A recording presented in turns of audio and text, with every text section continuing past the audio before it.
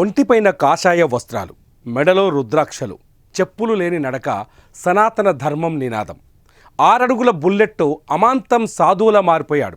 ఆంధ్రాను దాటుకొని తమిళనాడు, కేరళను చుట్టేస్తున్నాడు. ఎందుకు? మొక్కు తీర్చుకుంటున్నాడా, లేదంటే చెక్ పెట్టే పనిలో ఉన్నాడా?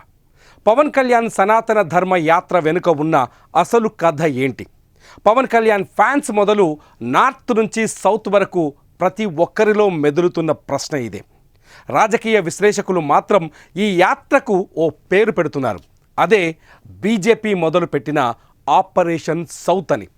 ఇది నిజమేనా? అవకాశాలు ఎన్ని? పదండి చూద్దాం.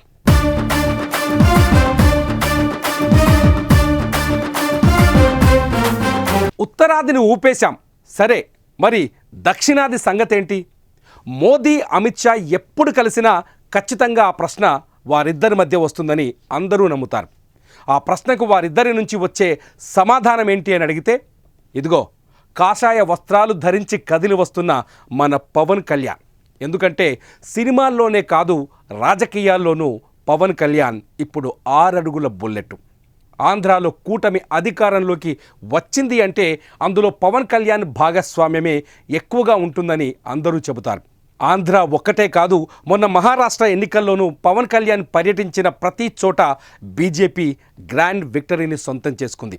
అందుకే మోదీ, అమిత్ షాల దృష్టిలో పవన్ కళ్యాణ్ సౌత్ ఇండియన్ ఐకాన్గా కనిపిస్తున్నాడు. ఆ ఆలోచనే నేటి పవన్ కళ్యాణ్ టెంపుల్ టూర్ అని చెబుతున్నారు రాజకీయ విశ్లేషకులు.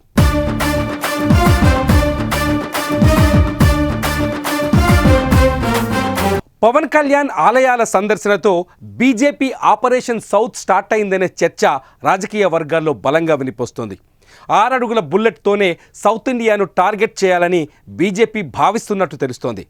కేవలం కర్ణాటక, తెలంగాణలో తప్ప సౌత్ ఇండియాలో బీజేపీకి పెద్దగా క్రేజ్ కనిపించడం లేదు. సో ముందు తమిళనాడు, కేరళను టార్గెట్ చేయాలని బీజేపీ చూస్తోంది. అందుకు పవన్ కళ్యాణ్ మానియాను 2 రాష్ట్రాల్లో పెంచే పనిలో పడిందనే చర్చ నడుస్తోంది. 2026లో జరగబోయే తమిళనాడు, కేరళ ఎన్నికల్లో పవన్ కళ్యాణ్ అనే అస్త్రాన్ని బలంగా వాడాలని చూస్తోంది. ఈ నేపథ్యంలోనే సనాతన ధర్మం నినాదాన్ని ఎత్తుకొని పవన్ కళ్యాణ్ కేరళ, తమిళనాడులోని ఆలయాలను దర్శిస్తున్నారనే చర్చ కూడా రాజకీయ వర్గాల్లో నడుస్తోంది. కానీ ఆలయాల టూర్లో మీడియా అడిగిన ప్రశ్నలకు పవన్ కళ్యాణ్ మాత్రం అంత లేదు అనే సమాధానం చెబుతున్నారు.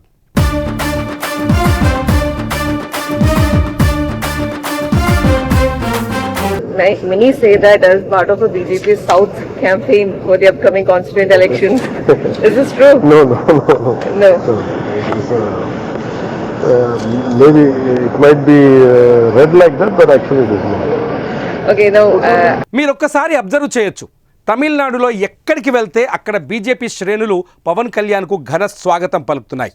పబ్లిక్లోకి వస్తే ఆంధ్రాలో అరుపులు వినిపించినట్టే తమిళనాడులోనూ ఫ్యాన్స్ పొలిక్కేకలు పెడుతున్నారు.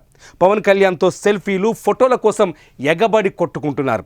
తెలంగాణలో కావచ్చు, ఆంధ్రాలో కావచ్చు, బీజేపీ శ్రేణులతో పవన్ కళ్యాణ్ ఇంత క్లోజ్గా కలిసి ఉండటాన్ని మనం ఎప్పుడూ పెద్దగా చూడలేదు. కానీ తమిళనాడులో ఎందుకు బీజేపీ శ్రేణులు పవన్కు స్వాగతం పలుకుతున్నాయి అంటే 2026లో రాబోతున్న అసెంబ్లీ ఎన్నికలే అని చెప్పాలి. స్టాలిన్కు చెక్ పట్టాలి అంటే కొత్తగా పార్టీ పెట్టిన విజయ్ లాంటి వ్యక్తి శక్తి ఒక్కటే సరిపోదని పవర్ స్టార్ పవన్ కళ్యాణ్ని కూడా వాడాలని బీజేపీ ఆలోచిస్తున్నట్టు తెలుస్తోంది. అవసరమైతే విజయ్తో చేతులు కలపడమా లేదా అన్నది లాస్ట్ ఛాన్స్. పవన్ కళ్యాణ్తో గ్రౌండ్ ప్రిపేర్ చేయడం అన్నది బీజేపీ ఫస్ట్ ఐడియాగా అర్థమవుతోంది. సో పవన్ కళ్యాణ్ తమిళనాడు టూర్కు పొలిటికల్ మ్యాప్ గీసింది బీజేపీనే అనే భావన రాజకీయ వర్గాల్లో ఆసక్తికర చర్చకు ఆస్కారం ఇస్తోంది.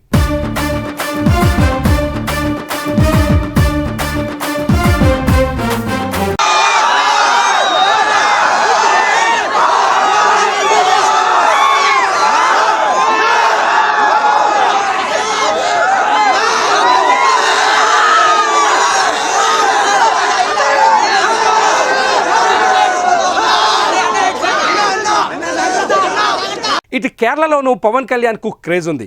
కరుడుగట్టిన కమ్యూనిజం కోటలను బద్దలు కొట్టాలంటే ఇటు సినిమా, అటు రాజకీయం తెలిసిన స్ట్రాంగ్ పర్సనాలిటీ సపోర్టు తప్పనిసరి. సురేష్ గోపి లాంటి పవర్ఫుల్ సినిమా స్టార్ను రాజకీయాల్లోకి తీసుకొచ్చిన, కేంద్ర కేబినెట్లో చోటు కల్పించిన, తరతరాలుగా కేరళలో పాతుకుపోయిన కమ్యూనిజం భావజాలాన్ని మార్చటం కొంత కష్టమైన పని అవుతుంది. సో సురేష్ గోపికి కేరళలో పవన్ కళ్యాణ్ లాంటి పవర్ఫుల్ వ్యక్తి సపోర్ట్ ఇవ్వగలిగితే ఖచ్చితంగా కేరళలోనూ కాషాయపు జెండా ఎగురవేసే ఛాన్స్ ఉంటుందని మోదీ, అమిత్ షాల ఆలోచన అని రాజకీయ వర్గాలు మాట్లాడుకుంటున్నాయి. అందుకే పవన్ కళ్యాణ్ సనాతన ధర్మ నినాదంతో కాషాయ వస్త్రాలను ధరించి తన యాత్రను కేరళ నుంచే మొదలుపెట్టారని, కేరళ మీడియాలోనూ పవన్ చర్చ బలంగానే జరిగేలా చూశారని రాజకీయ విశ్లేషకులు చెబుతున్నారు.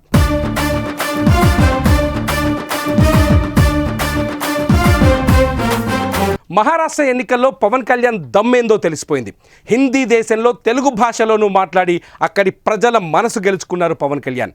పవన్ కళ్యాణ్ పర్యటించిన పూణే కంటోన్మెంట్, బల్లాపూర్, లాతూర్ సిటీ, బోకర్, డెగ్లూర్, కస్బాపేట ఇలా అన్ని చోట్ల బీజేపీ ఘన విజయం సాధించింది. Solapur city central, Solapur city north, Solapur south సిటీలో కూడా పవన్ మానియా క్లియర్గా కనిపించింది. సో పవన్ వస్తే బీజేపీకి ఓటేయాలనే క్లారిటీ మధ్య భారతంలోని ప్రజలకు అర్థమైంది. అదే భావజాలాన్ని దక్షిణ భారతంలోనూ విస్తరింపజేస్తే బీజేపీకి తిరుగు ఉండదన్నది ఇద్దరు గుజరాతీల వ్యూహమని అన్ని రాజకీయ వర్గాల్లో చర్చ జరుగుతోంది.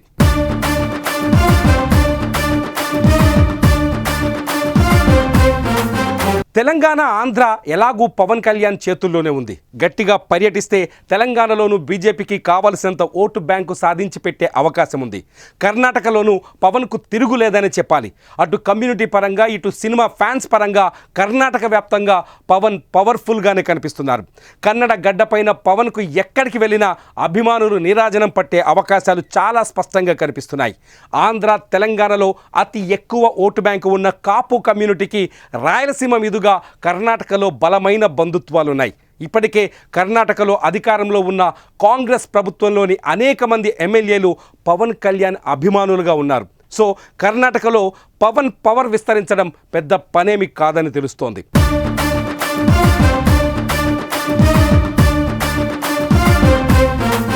ఆంధ్ర, తెలంగాణ, కర్ణాటకను పక్కన పెడితే మిగిలింది తమిళనాడు, కేరళ మాత్రమే.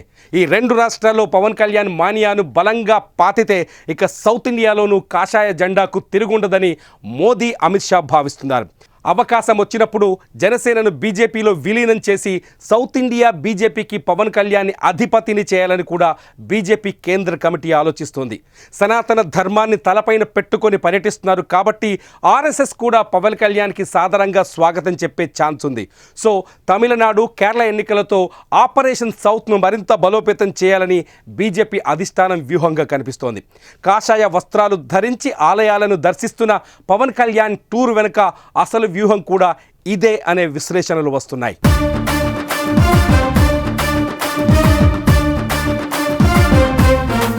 మరి మీరేమంటారు? జనసేన బీజేపీలో విలీనం అవుతుందని మీరు భావిస్తున్నారా?